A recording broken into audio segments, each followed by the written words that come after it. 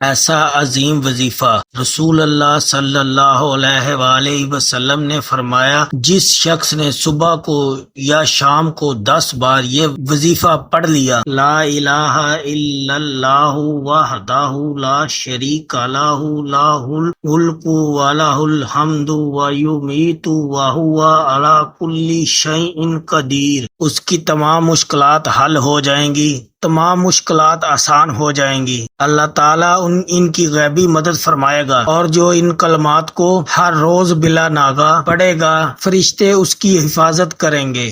ان کلمات کو پڑھنے کا انعام دوبارہ سن لیں۔ نمبر 1، اللہ تعالیٰ صبح شام اس کی حفاظت کے لیے مسلح فرشتے بھیجے گا جو شیطان سے اس کی حفاظت کریں گے۔ نمبر 2، اس کے لیے اجر و ثواب واجب کر دینے والی 10 نیکیاں لکھی جائیں گی۔ نمبر 3، اس کے 10 خطرناک قسم کے گناہ معاف کر دیے جائیں گے۔ نمبر 4، اور اسے 10 مسلمان غلام آزاد کرانے کا ثواب ملے گا۔ اور نمبر 5، اس دن اس کا اس عمل سے زیادہ اجر والا کوئی عمل نہ ہوگا۔ اللہ پاک عمل کرنے کی توفیق دے، آمین۔